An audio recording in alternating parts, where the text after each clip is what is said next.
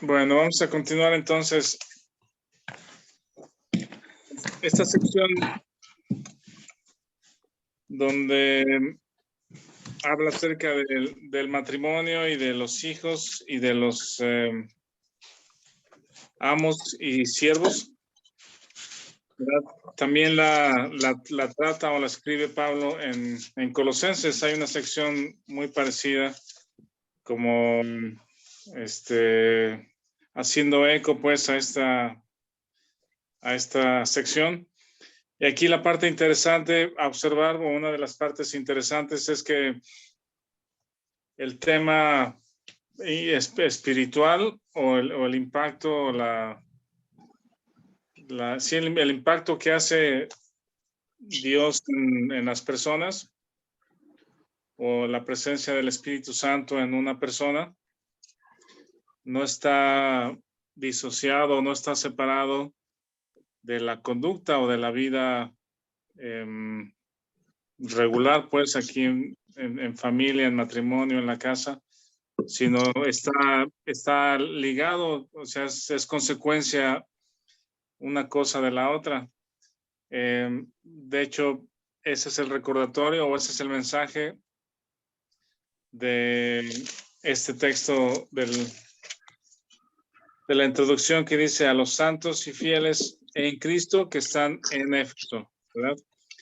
Entonces, cada vez que leamos ese texto, recordemos esta parte, pues que un ámbito en el cual vivimos es en Cristo, la parte espiritual, nuestra unión con Él, la nueva vida en el Espíritu, o la nueva vida espiritual, la presencia del Espíritu en nosotros. Estamos en Cristo, todo lo que somos en Él, y al mismo tiempo estamos en Éfeso, en Guadalajara, en Monterrey, en tu localidad, ¿verdad? Entonces, la vida en Cristo tiene un impacto en nuestra vida diaria. No están separados. Entonces, cuando decimos o alguien habla acerca de que alguien es muy espiritual o que tiene una relación cercana con Dios o cosas como estas, más que hablarlo, más que decirlo, es algo que tiene que estar visible, es algo que se tiene que evidenciar en la conducta, ¿verdad? Ya en el capítulo 4 y 5 hace énfasis en esta parte Pablo, que dice: andad en amor, andar sabiamente, no andar en la vanidad de nuestra mente, renovaos con el espíritu de vuestra mente, andar como sabios y no como necios, en fin, ¿verdad? Dice: andad como hijos de luz. Entonces, la parte de estar en Cristo y la parte espiritual tiene un impacto evidente que tiene que estar a la vista y a la vista de todos los que nos rodean. Y entonces tan impacta nuestra vida que en estas relaciones más, tanto más privadas, por decir, que es la relación matrimonial, ¿verdad? A veces hacia afuera somos algo, hacia afuera de casa somos algo, y hacia adentro a veces pareciera que es otra cosa, pues, o vivimos otra cosa. Realmente la vida espiritual impacta hacia afuera y hacia adentro, ¿no? Entonces, la relación matrimonial se compara con la relación de Cristo y su iglesia. Vimos que 3 veces la instrucción al hombre es: ama a tu esposa, ama a tu esposa, ama a tu esposa. Y las mujeres, respeta a su marido como a Cristo, ¿verdad? Entendiendo esta estructura de autoridad que hemos hablado. En el versículo 5:30 de aquí de Efesios, me gusta porque el tema de ser cristiano, ser creyente o asistir a una iglesia, o el tema de Cristo en nosotros, no es solamente, o va mucho más allá de un estilo de vida o de una, ¿cómo se llama? Una relación ¿verdad? Con Dios. En el 5:30 dice, porque somos miembros de su cuerpo, de su carne y de sus huesos. Entonces, esa es la unión que tenemos con Cristo ahora, ¿verdad? No es un estilo de vida, no es un cambio de conducta externa o de nuevos hábitos, no es solamente una relación con Dios, sino el nuevo nacimiento nos hace uno con Cristo, ¿verdad? Esa es la unión con Cristo, es tan relevante y poderosa nuestra relación en Cristo ahora, que por eso hace el impacto hacia afuera, ¿verdad? Hace el impacto de adentro hacia afuera. Entonces, en el matrimonio es el mismo cuadro, ¿verdad? Dice, ya no serán dos, sino serán una sola carne. Y, ¿cómo se llama? Así debemos de considerar el matrimonio, la unión física, la unión espiritual. Aquí está preguntando cuál es la cita bíblica, el 5:30. Efesios 5:30 dice, porque somos miembros de su cuerpo, de su carne y de sus huesos. Y por eso el matrimonio es santo, pues la unión matrimonial es relevante, es muy importante, no es algo superficial que puedes entrar a una relación y salir, o tener una esposa o dos y luego tres, y si no te conviene, si no te gusta, entonces terminas esa relación y comienzas otra. Realmente ese menosprecio que vemos hoy en la cultura justamente es un menosprecio a la relación de Cristo y de su iglesia, ¿verdad? El sistema mundano, gobernado por Satanás, dominado estrechamente también, o que domina la carne, que impacta la carne, siempre vemos ese menosprecio hacia el matrimonio, pero la Biblia lo exalta, lo eleva, porque es un reflejo de la relación de Cristo y su iglesia, ¿verdad? Entonces, aquí podríamos entrar entonces en el capítulo 6, que se va a esta segunda relación que son los hijos y los padres. ¿Alguien lo tiene para que lo lea, por favor? El 6, 1, 2, 3 y 4. 6 del 1 al Sí, 4. yo lo puedo leer. Sí, por favor, adelante. Hijos, obedeced en el Señor a vuestros padres, porque esto es justo. Honra a tu padre y a tu madre, que es el primer mandamiento con promesa, para que te vaya bien y seas de larga vida sobre la tierra. Y vosotros, padres, no provoquéis a ira a vuestros hijos, sino criadlos en disciplina y amonestación del Señor. Ajá, gracias, Octaviano. Lo que mencionábamos de la estructura de autoridad, por ejemplo, menciona que el varón es cabeza de la mujer, ¿verdad? Y la primera instrucción es hacia la mujer, y la segunda instrucción es al varón. En esta segunda relación sucede lo mismo. Los padres son el paraguas o la autoridad, los hijos están bajo esa autoridad, y la primera instrucción se la da al que está bajo autoridad, que es a los hijos, ¿verdad? Y en el tercer caso de los amos y los siervos, es igual. El amo está en una posición de autoridad y el siervo está bajo esa autoridad. Y la primera instrucción es al siervo. Aquí cabe mencionar que este tema de la esclavitud evidentemente no es, ¿cómo se llama? Es un tema que Pablo no busca una liberación, digamos, o cómo se puede decir, una lucha en contra de la esclavitud, ¿sí? no trata de abolir la esclavitud en ese sentido, pero lo que sí sucede es de que ese maltrato o ese trato que puede haber equivocado de una persona que es dueño de otro, ¿verdad? Cuando ambos pueden llegar a conocer a Jesucristo como Salvador y ahora son hermanos en Cristo, esa relación de, ¿cómo se llama? Amo y siervo, se va esfumando, pues se va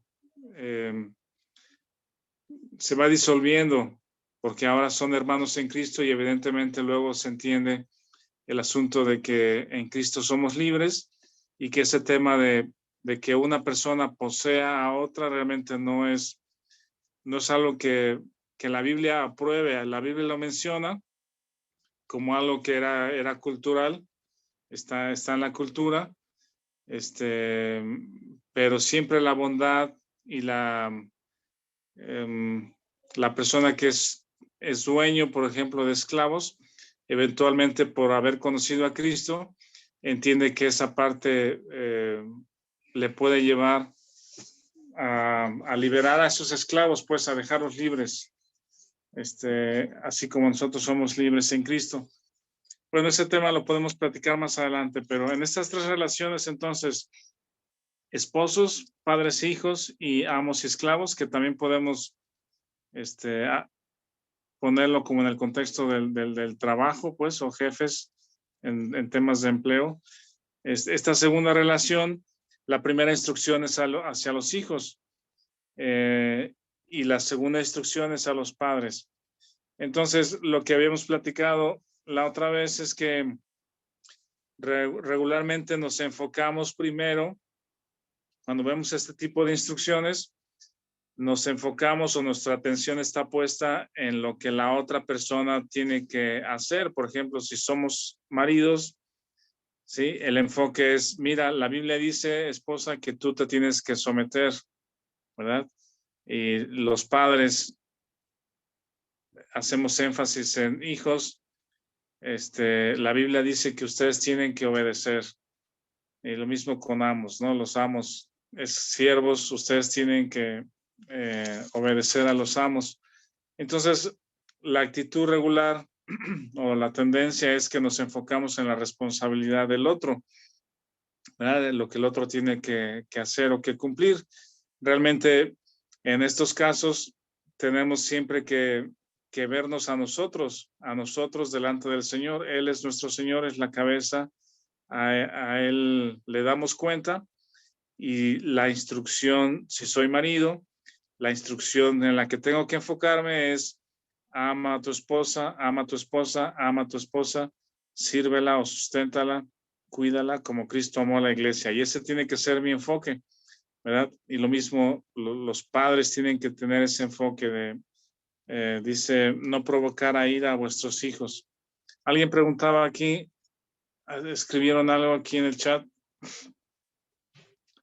Dice, ¿a qué se refiere con criarlos en disciplina y amonestación del Señor? Yo creo que podríamos buscar esas dos palabras, la diferencia entre estas dos palabras, disciplina y amonestación. No tengo aquí mi Biblia interlineal, pero si alguien tiene por ahí alguna otra, ¿cómo se llama? Interlineal o la definición de esas dos palabras.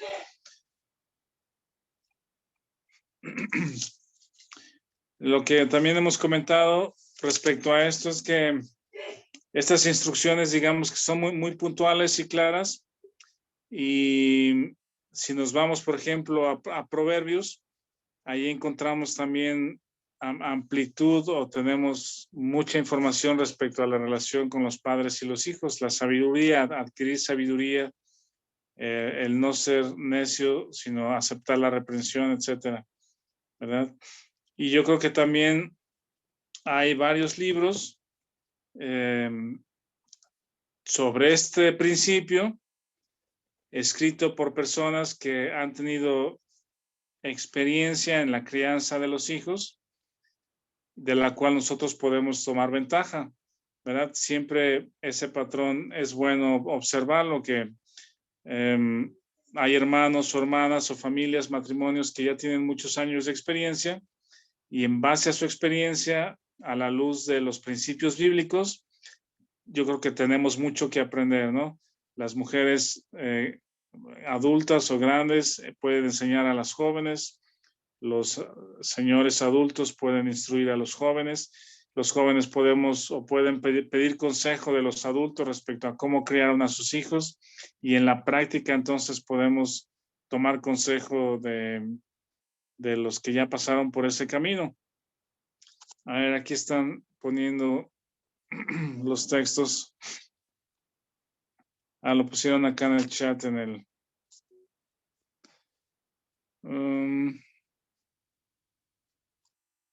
acá está. Crearlos en la disciplina e instrucción del Señor. La primera palabra es disciplina, que es entrenamiento, corrección, educar, instruir. Y la segunda palabra es instrucción.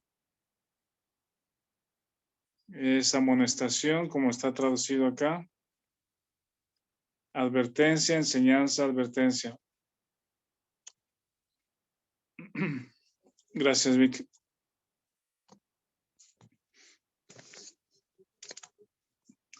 Bueno, esta parte de ser padres, yo entiendo que no nacemos sabiendo cómo ser padres. En muchos casos no tenemos el mejor ejemplo de nuestros propios padres para saber qué hacer en el entrenamiento de nuestros propios hijos. Pero entonces lo que sí aprendemos es de nuestra relación con Dios. Cuando nosotros entendemos nuestra relación con Dios, que Él es nuestro Padre, su amor, su cuidado, cómo nos disciplina, cómo nos instruye, nos guía, ¿verdad? Entonces es que nosotros podemos aprender a educar a nuestros hijos.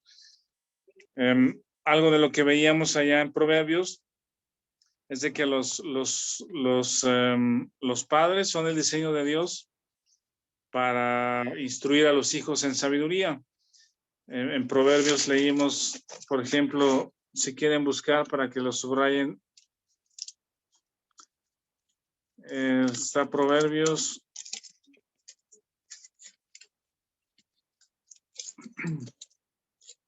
1:8, que es uno de los que estamos estudiando recientemente o que hemos estudiado recientemente. Dice, oye, hijo mío, la instrucción de tu padre y no desprecies la dirección de tu madre. Entonces, hablando acerca de Salomón, decíamos que él tuvo el ejemplo de sus padres, su papá David como rey, como líder, como una persona que amó a Dios y fue íntegro delante de él, a pesar de sus errores y su pecado, ¿verdad? Él tuvo un corazón tierno de arrepentimiento y de reconciliarse con Dios, de corregir. Y lo que decíamos acerca de la familia, que lo que la cultura el día de hoy está destruyendo, que es la familia, o ha menospreciado y ha distorsionado. La familia es lo que pudiera ser la esperanza de la sociedad, ¿verdad? La familia tendría que cambiar en matrimonios fuertes, matrimonios que enseñen, instruyan a los hijos al conocimiento de Dios, a la corrección, a poder entender lo que es bueno y lo que es malo, distinguir entre lo que es bueno y lo que es malo. Sí, ese pudiera ser de alguna manera la esperanza de nuestra sociedad, ¿verdad? Para que la sociedad pudiera tener un cambio en respeto, en orden, en integridad, en responsabilidad, en fin, tantas cosas que hacen falta. Y la sociedad se ha dedicado, o la cultura se ha dedicado a dañar ese elemento llamado familia, ¿verdad? Que es el que pudiera eventualmente cambiar la sociedad. Entonces Dios diseñó a los padres para que fueran ejemplo en su conducta, en su corazón, mostrar a Dios en el hogar y educar a los hijos en el conocimiento del bien y el mal, que puedan distinguir entre lo correcto y lo incorrecto, y eventualmente también que ellos conozcan al Señor, que conozcan el tema de nuestra necesidad de Cristo por la naturaleza de pecado, que Él es nuestro Salvador y nuestro libertador de esa conducta, de esa naturaleza de pecado, pues, y a través del Espíritu Santo vencer al mal que mora en mí. Entonces, los padres hacen esa función desde pequeños, instruirlos, corregirlos. Mencionábamos que los padres tenemos una ventana muy corta de años, donde si no hacemos esa educación o crianza, como dice aquí, criarlos en disciplina y amonestación, eventualmente a los 12, 13, 14 años ya no nos van a hacer caso. Si no lo hicimos temprano, más adelante ya va a ser muy difícil o imposible instruirlos, porque ya no nos van a hacer caso, ya no vamos a ser su más importante influencia, ¿verdad? La influencia más importante ya a los 14, 15, 16 ya son los amigos, los vecinos, los compañeros de escuela y otras personas fuera del ámbito familiar, o por lo menos en el hogar. Entonces, en esa ventana, tratando de contestar la pregunta de Juanjo, tenemos desde que nacen nuestros hijos hasta quizá los 8, 9, 10 años, ¿verdad?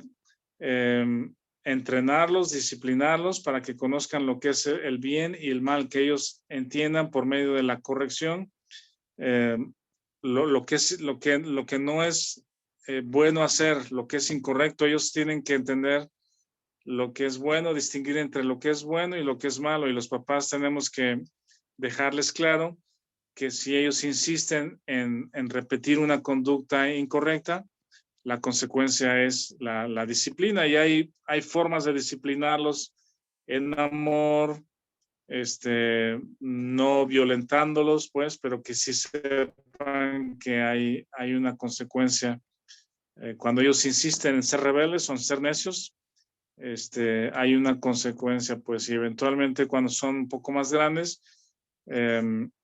hablamos de la varita. La Biblia habla acerca de la varita, que no es un palo y no es para golpearlos, no es con la mano para violentarlos, pero es una varita que les da cierto dolor. Ellos saben que les duele, pues, pero no vamos a destruir su entusiasmo, no queremos destruir su integridad, su dignidad, su motivación, sino simplemente saber que hay una consecuencia a su rebeldía, y que ellos aprendan a corregir, y eventualmente la vara ya no les va a hacer ningún, ¿cómo se llama?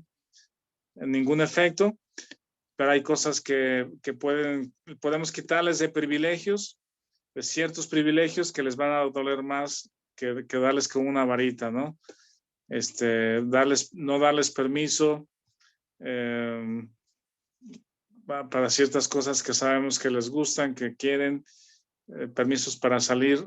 Podemos no darles esos permisos o ciertos permisos como consecuencia a su rebeldía, ¿no? Es un proceso de educación. Aquí es donde les digo que puede haber libros de hermanos o hermanas con mucha experiencia de cómo tratar con hijos con un corazón rebelde, cómo disciplinarlos en amor, cómo conducirles, cómo hablarles. Y aquí la instrucción, por ejemplo, a los padres es no provocarlos a ira, no provocarlos a ira. Yo creo que como padres pudiéramos equivocarnos tratando de hacer que nuestros hijos sean perfectos, que no se equivoquen, ¿verdad? Y tratar quizá o usar la disciplina en enojo. Hablábamos también de un caso, por ejemplo, de la disciplina tiene que estar ligada a una instrucción. Sí, el ejemplo que puse la otra vez que algún amigo había puesto hace muchos años, que es, si tú tienes tu carro limpio y tu hijo o tu hija pisa algo de lodo y entra al carro ensuciando con lodo, lo más probable es de que reaccionemos con enojo y le demos un jalón o un golpe o le sacudimos y le gritamos y le decimos, ¿cómo es posible que no te limpies los pies? Sí, pero esa es una ocasión donde podríamos provocar a ir a nuestros hijos porque está ensuciando mi coche. La razón de que yo reacciono de esa manera es porque está ensuciando mi coche. Sí, esa es una mala aplicación de una disciplina, pues, o de una reacción. Pero cuando la instrucción o hay una instrucción clara a mis hijos y les digo, oigan, antes de subirse al coche, límpiense los zapatos o límpiense los pies o quítense los zapatos. Hay una instrucción clara que ellos ya entendieron, ya saben cómo hacerlo. Y si no lo hacen, ¿verdad? Y suben al carro ensuciando con los zapatos sucios o manchados de lodo, lo que sea, sin enojo, sin violencia, y no por el carro sucio, sino por la desobediencia. Los voy a disciplinar por la desobediencia, no por el carro sucio, ¿verdad? Esas son ese tipo de cosas que los papás tenemos que entender también cómo hablarles, cómo disciplinarles sin enojo, sin golpes, o sin usar las manos para golpes, para no provocarlos a ira. Un hijo airado es un hijo al que le hemos quizás sido injusto, le estamos disciplinando injustamente, pues, y él siente la injusticia, pero cuando le hablamos, le decimos, mira, ¿entiendes que yo te dije que no subieras al carro así? Sí.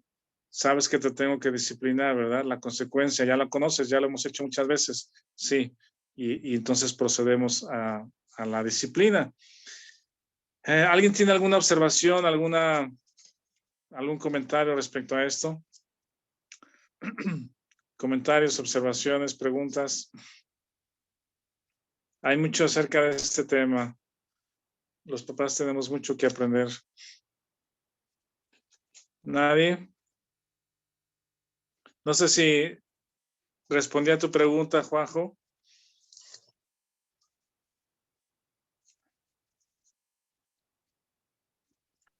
Sí, Rafa, gracias. Nada más como que lo que tenía la duda, ¿cuál era como la amonestación del Señor? Pues, ¿cuál sería en este caso la amonestación del Señor? El otro día que escuchaba todo lo de Proverbios que vimos el fin de semana antepasado, la verdad es que fue muy edificante, pues, y como dices, hay mucho que aprender, ¿no? Pero cuando llegué a esta parte de la amonestación del Señor, como que decía, bueno, realmente, ¿cuál sería? Como que me quedaba esa duda ahí de si sería amonestar con la palabra, amonestar, pero me queda claro que es como lo indica ahí en el Señor en la Biblia, ¿no? Que de repente, pues con la varita, como tú comentas, castigando, y pues castigando, digo, con algunos permisos y demás, ¿no? Pero pues cada caso también creo que es diferente y hay que ir como que también conociendo a nuestros hijos, ¿no? Y ver cómo se les puede disciplinar sin lastimar, como dice, su integridad, su físico ni nada, ¿no? Gracias, Sí, Rafa. sí, exacto. Y no de nada, igual que lo que mencionábamos respecto al matrimonio, cuando el varón ve o observa en las escrituras cómo Cristo trata a la iglesia, ¿verdad? Cómo Cristo, cómo Cristo desarrolla su relación con la iglesia, ¿verdad? Es por lo único que Cristo dio su vida o su sangre, la cuida, la sustenta, ¿verdad? Es la cabeza. En la medida que el varón ve a Cristo interactuando con su iglesia a través de las escrituras, nosotros podemos tratar así a nuestra esposa, pues, porque estamos siguiendo ese modelo. Y lo mismo sucede con los hijos. No somos padres perfectos, no hemos ido a una escuela para padres. En muchos casos no hemos tenido el ejemplo de nuestros propios padres para saber cómo educar a los nuestros. Pero entonces cuando vemos nuestra relación con Dios, a Dios como nuestro Padre, y cómo Él cuida nuestro corazón, pues que Él nos instruye, nos guía, nos provee, nos disciplina, ¿verdad? Cuando somos rebeldes, Él usa el Espíritu Santo para contristarnos, pues, para llamarnos la atención y para atraernos hacia Él. Entonces, cuando vemos o entendemos nuestra relación con Dios como nuestro Padre, entonces volteamos para con nuestros hijos y ahora yo soy ese padre para con ellos, ¿no? No tratando de alejarlos de mí.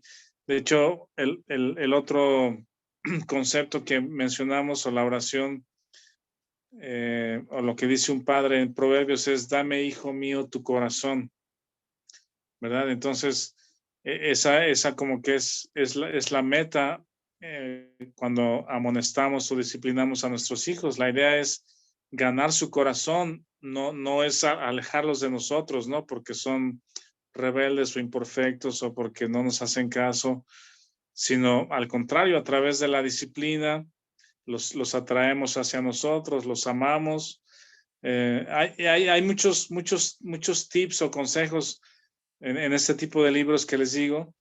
Por ejemplo, cuando amonestamos a nuestros hijos, que son más pequeñitos pues en estatura, son más frágiles en fuerza, pues la idea, como dices, no es violentarlos ni dañarlos.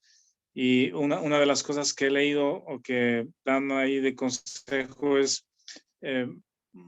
bájate a su nivel, pues, ¿verdad? Y bájate un poquito, velo a los ojos, a la altura de los ojos, para que no vea un monstruo ahí de enfrente de él que le está golpeando, ¿no? Y amenazando con las...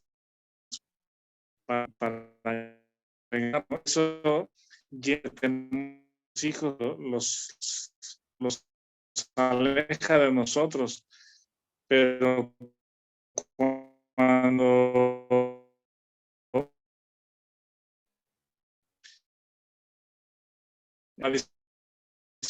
después puedo abrazarlo, ¿verdad?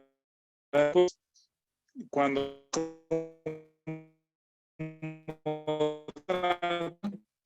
entonces ahora volteo con mis hijos y soy el padre ahora para ellos, ¿no? Aprendiendo de mi Padre Dios. Bueno, en la siguiente sección es Rafa, del 5 al 9. Sí. no, yo preguntaba al principio cuando decías que o sea, que la vida del creyente era impactada, pues, y preguntaba que qué pasa cuando no hay cambios, pues, porque, o sea, me refería específicamente a la doctrina reformada, ¿no? Que es Ajá. el que dice que si no hay cambios, pues que probablemente no sea salvo, pues. Entonces, quería ver si comentabas algo de eso. Sí, realmente eso no está, digamos, como que en cuestión respecto a que si hay una vida espiritual, Él nos dio vida juntamente con Cristo.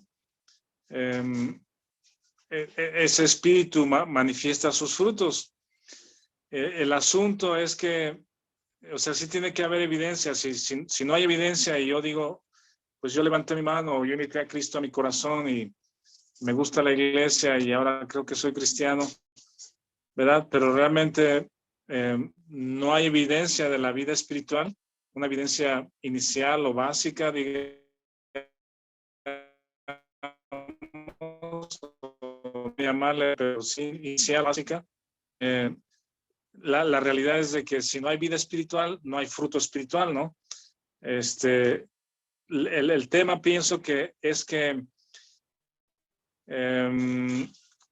¿por qué un creyente o una persona que ha nacido de nuevo o se dice creyente, por qué no tiene cambios significativos a lo mejor a mediano plazo o largo plazo? Y la razón puede ser justamente la falta de enseñanza respecto a Romanos 6, ¿verdad? ¿Qué hacer con ese mal que mora en mí? Pues, y ahí no sé cómo manejarlo, no sé cómo controlarlo. Y si está ese impulso de hacer mal, pues probablemente ni siquiera soy cristiano, y esas son las dudas que a veces se tienen al respecto. Pero cuando he nacido de nuevo, hay frutos del nuevo nacimiento y me doy cuenta que está el mal que mora en mí, ¿verdad? Aprendo entonces la verdad de Romanos 6, Romanos 7, Romanos 8, ¿verdad? Me visto del nuevo, me despojo del viejo y continúo con mi vida cristiana dependiendo del Espíritu, ¿no? Pues eso es lo que pudiera comentar. Yo creo que no podemos, no sé si podamos nosotros juzgar a alguien y decir que no es cristiano por su falta de fruto, por su conducta. No lo sé, pues, pero, o sea, no sé si podamos nosotros juzgarlo. Lo que sí podemos hacer en la iglesia es enseñar las escrituras, enseñar la doctrina, la teología respecto a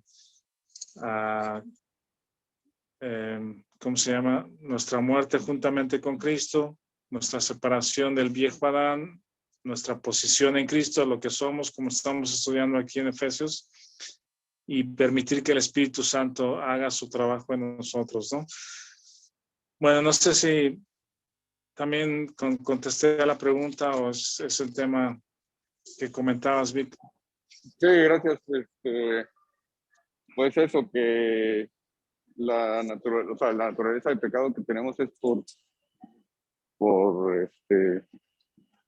Adán, pues no por lo que hagamos, pues, ¿no? Sí, yo creo que a un creyente que nació de nuevo,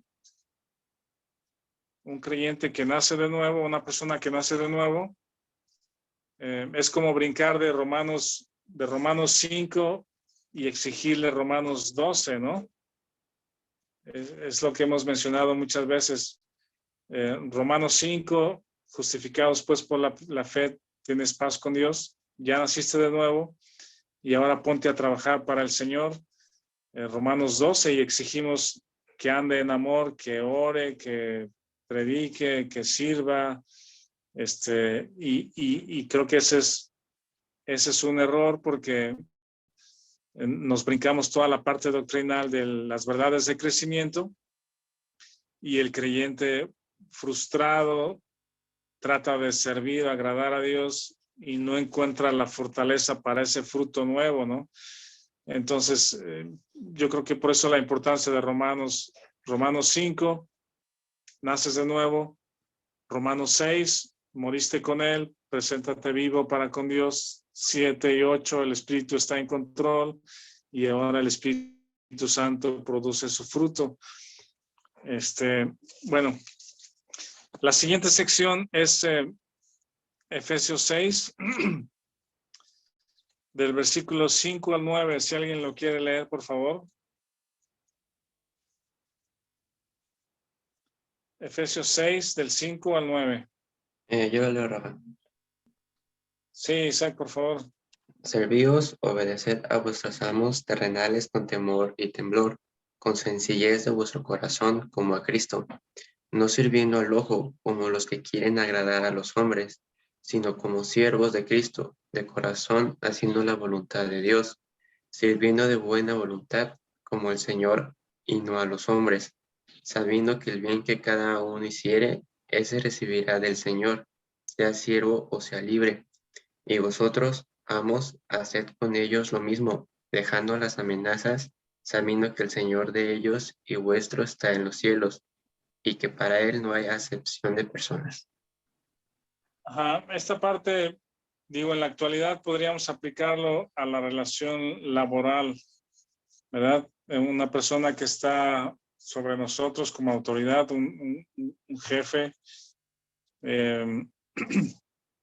y tener esa actitud de servicio. Estoy bajo su autoridad y sirvo o hago las cosas no para agradarlo a él o a ella, pues no para agradar al ojo, sino haciendo las cosas para el Señor. Y a los amos o a la persona que está sobre autoridad o en autoridad, dice, dejando las amenazas, sabiendo que el Señor de ellos y vosotros está en el cielo. El comentario que mencioné es que no vemos indicación en las cartas de Pablo que él pretenda abolir la esclavitud, ¿verdad?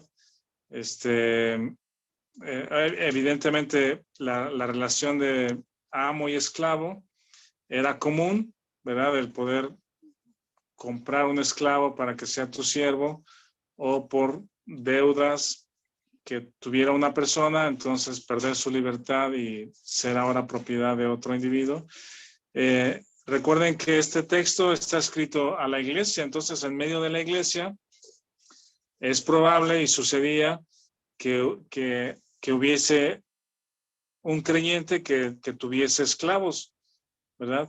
Entonces, Pablo no pretende abolir la esclavitud en una relación de creyentes en medio de la iglesia, pero sí lo que sucede es de que el amo llega al entendimiento, dice, sabiendo que el Señor de ellos y vuestro está en los cielos, que ambos sirven al Señor, ¿verdad? Y que la relación de amo y siervo se convierte más en una relación de hermanos, de hermanos en la iglesia.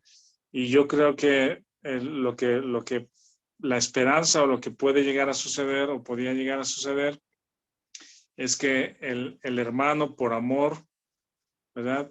Deje en libertad al hermano esclavo, pues,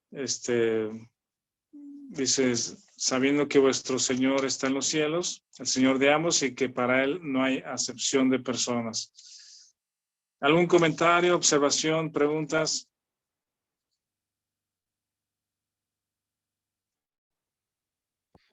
Me recordaste ahorita a Filemón, Rafa, con Onésimo, ¿no? Ajá. Que Pablo le dice, ya no lo... Exactamente, sí. Recíbelo no solamente como hermano en la carne, sino también como hermano en el espíritu, algo así, ¿no? O sea, como un trato diferente entre creyentes, ¿será? Exactamente, ese es justamente la ilustración de la pequeña carta de Filemón enviada por Pablo. Parece que Filemón era un hermano en liderazgo, por decir, o destacado en ¿dónde estaba Filemón? En Colosas, ¿no?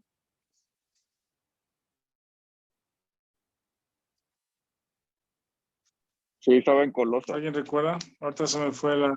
Sí, va a ser Filemón 12 por ahí. Y sí, estaba en Colosas, en la iglesia. En su casa era que se reunían. Exacto, entonces en la casa de Filemón se reunía la iglesia de Colosas y Pablo escribe las cartas, una a la iglesia y otra personal. Y sí, Onésimo al parecer era esclavo de Filemón, pero esa relación de amo-esclavo se va diluyendo, pues, porque se convierte en una relación de hermanos en Cristo y eventualmente Pablo intercede por Onésimo, no intercede para que lo libere, pues, o como les digo, para abolir esa esclavitud, pero dice, recíbelo como a mí mismo, lo que te debe, ponlo a mi cuenta. Y Pablo ilustra lo que Jesucristo hizo con nosotros, ¿no? Que es ponerse en nuestro lugar y ponernos en su lugar. Eso es muy interesante lo que mencionas, Vixi, de Filemón.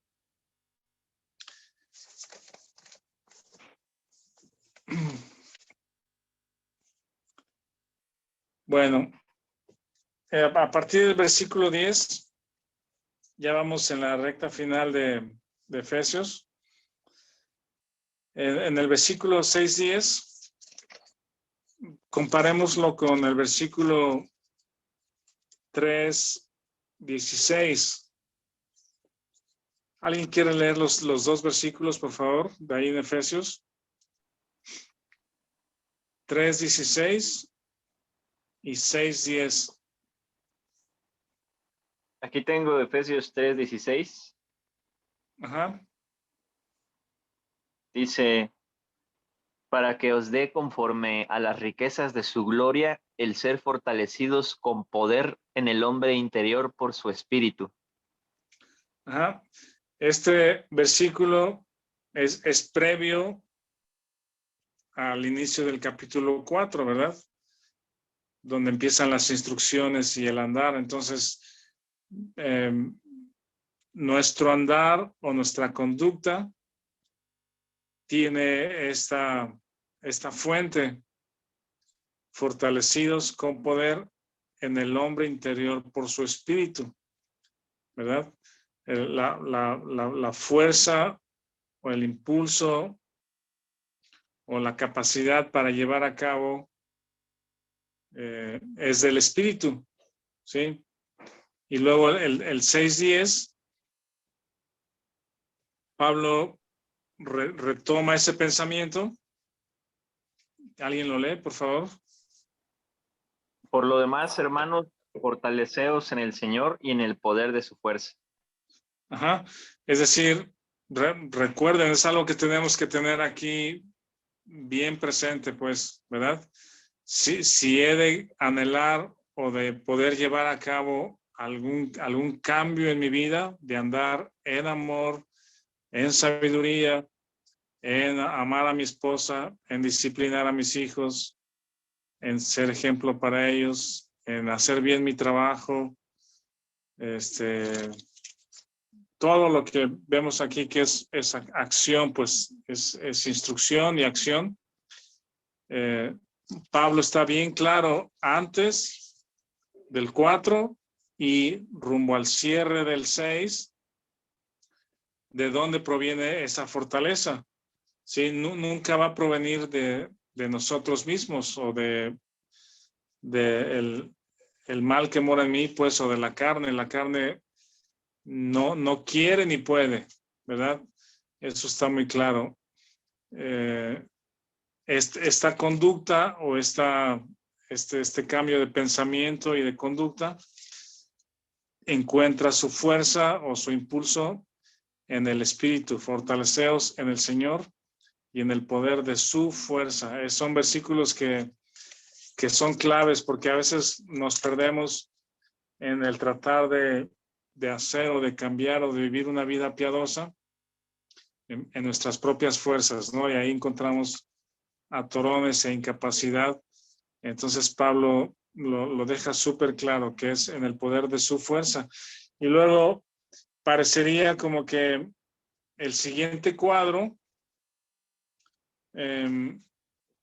digamos como que amplía, cuando dice acá en el 4:24, dice, vestíos del nuevo hombre, creado según Dios en la justicia y santidad de la verdad. Ese vestidos, acuérdense que es una consideración de un hecho, es algo que ya está hecho. Vestirme de lo que soy en Cristo, ¿verdad? Dice, creado según Dios y en la justicia y santidad de la verdad. Y pareciera que acá, cuando hablamos de la armadura, usa el mismo verbo, vestíos de la armadura de Dios. Sí, parece que es como este hombre digamos, físico es el mismo, ¿verdad? El hombre interior es el hombre espiritual, nuevo, el cual me fortalece. Pero ahora también dice, vestidos de toda la armadura de Dios. La armadura parecería como algo externo, ¿no? Es parte de la vestidura o de lo que tenemos que apropiarnos de lo que somos en Cristo o de lo que Él ha hecho en nosotros. Y entonces ahí menciona, bueno, esto tal vez la próxima semana podemos abundar en eso, pero Pablo está haciendo como una ilustración o un símil de la armadura romana, pues que era lo que se conoce pues ahí en la cultura en ese tiempo, la fortaleza de la armadura romana. Pudiéramos hablar o investigar luego en la semana justamente la armadura o ¿cómo se llama? Las armas de los romanos, el entrenamiento, sí, el entrenamiento, la capacitación que tenían, la disciplina, el orden, era lo que les llevó a ser un imperio destacado, pues el poder de los soldados, el poder de su ejército, ¿verdad? Entonces, parece que Pablo toma un símil de ahí, de la armadura romana, y dice, así como los romanos son poderosos, iniciando con la armadura, ¿verdad? Así nosotros tenemos una armadura en Cristo. Dice, la armadura de Dios para que podáis estar firmes contra las acechanzas del diablo. Y ahora la parte interesante es que si tenemos la armadura, ¿en dónde está la guerra? ¿Verdad? Y si quieren luego lo leemos, ya se va a acabar el tiempo, pero me llama la atención cómo dice la guerra, dice la lucha no es contra sangre y carne, sino contra principados, potestades, contra gobernadores de las tinieblas de este siglo, contra huestes espirituales de maldad en las regiones celestes. Está hablando justamente de Satanás y su dominio, pues, ¿verdad? Y la guerra que enfrentamos no es una guerra para luchar contra él, ¿verdad? No es tomar acción contra él, sino vean los verbos que usa o la actitud del soldado cristiano, por decir. Vean, voy a tratar de resaltar aquí los verbos. Dice, para poder estar firme. Dice, poder estar firme. Eso lo dice en el 11. En el 13 dice, poder resistir. En el 13 dice, estar firmes. En el 14 es estar firmes. Dice tomar el escudo de la fe. Poder apagar los dardos. Tomar el yelmo de la salvación, que es la palabra, orando en todo tiempo. Y velando en ello. Hasta ahí. Sí, la actitud es como de resistencia, ¿verdad? Es tomar tu lugar y resistir en ese lugar. Es como que tomar tu posición, el que va a estar ocupado atacando, lanzando dardos, pues con su accionar de engaño, de duda, de mentira, ¿verdad? Es Satanás y sus huestes, pero la actitud del creyente es estar firme en mi terreno, en mi territorio. Y me gusta, por ejemplo, el 15, dice, calzados los pies con el apresto del Evangelio de la paz. He escuchado ahí algunos comentarios y leído, y quizá el primer pensamiento es que este soldado cristiano predica el evangelio, ¿verdad? Por eso los pies, que son hermosos los pies que el que predican el evangelio. Pero yo pienso que tiene que ver más bien con, bueno, déjeme ilustrar esto. También podemos buscarlo por ahí, que el calzado de los pies de los soldados tenían ciertas características, pues eran una plataforma o una base gruesa, firme, pues. Algunos dicen que tenían algunas partes de metal también para darle estabilidad y fortaleza a los pies. Y luego las ataduras o las cintas que iban hasta arriba de la pierna, pues acá donde Juanjo está lastimado en la tibia, el peroné, ¿no? Subían por la pierna. Y los comentarios que he leído acerca de esto es que imaginen a un soldado romano con su escudo, su espada, su casco, ¿cómo se llama? ¿Cómo se llama? El yelmo, ¿verdad? Y andando descalzo con unos zapatos poco firmes o poco confiables, ¿verdad? Para subir a las rocas, a los puentes, a las piedras, no sé, a los obstáculos.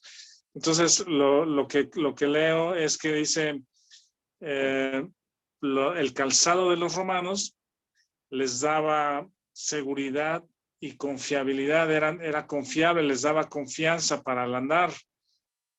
Y creo que más bien este es el significado de este texto, pues dice, calzados los pies con el apresto del evangelio de la paz. Cuando leemos en Romanos 5:1 que justificados pues por la fe tenemos paz con Dios, 8:1 de Romanos dice que no hay condenación para el que está en Cristo, ¿verdad? Ese evangelio de la paz que nos ha salvado, en ese evangelio descansamos. Ese evangelio y la obra de Jesucristo es una obra que nos da confianza y seguridad para saber dónde estamos parados. Y estando parados en ese evangelio, la seguridad del evangelio y nuestra salvación y el perdón de pecados y nuestra vida eterna, la obra de Cristo en nosotros, eso nos da seguridad para estar firmes. Varias veces dice estar firmes contra las acechanzas del diablo. Puedes apagar los dardos del maligno. Estar firmes. Y estando orando. En el 18 dice orando en todo tiempo con toda oración. Entonces, la batalla del creyente no, o sea, este texto no me ilustra estar peleando, tratando de vencer a Satanás por lo que hace, sino de una actitud de estar en tu terreno, estar firme en el terreno donde ha sido puesto y ahí tener la victoria. No sé, si quieren lo comentamos la próxima semana, piénsenle, estudienlo, lean y lo comentamos la próxima semana. Ya son 8:30. Si tiene algún comentario, pregunta, observación de esto, adelante. Quería comentar algo, pastor, de los pies del calzado presto del Evangelio de la Paz. La Biblia nos responde lo que la Biblia dice, ¿no? Siempre es importante ir a lo que dice la palabra de Dios. Dice Romanos 10:14 en adelante. Ahí viene lo que dice la armadura de Dios, la receta para el pedicure más hermoso, por así decirlo, ¿no? Dice, ¿cómo pues invocarán a aquel en el cual no han creído? ¿Y cómo creerán en aquel de quien no han oído? ¿Y cómo irán sin haber quien les predique? ¿Y cómo predicarán si no fueren enviados? Como está escrito, cuán hermosos son los pies de los que anuncian la paz, de los que anuncian buenas nuevas. Mas no todos obedecieron al evangelio. Y vemos también en Isaías 52:7. Cuán hermosos son sobre los montes los pies del que trae alegres nuevas, del que anuncia la paz, del que trae nuevas del bien, del que publica salvación, del que dice a Sión, tu Dios reina. Obviamente no solamente sobre la seguridad de nuestra salvación, porque el Espíritu mismo da testimonio a nuestro espíritu de que somos hijos de Dios, Romanos 8:16, sino que cuando es el amor de Cristo en nosotros, no actuamos de forma egocéntrica, centrados en nosotros mismos, sino que compartimos lo que Cristo hizo con otros también, a Cristo crucificado. Gracias. Está bien, sí, gracias por el comentario. Bienvenido al comentario. Muy bien, pues ya es la hora. Víctor anda de viaje o ya va a subirse a un avión. Pero si quieren, no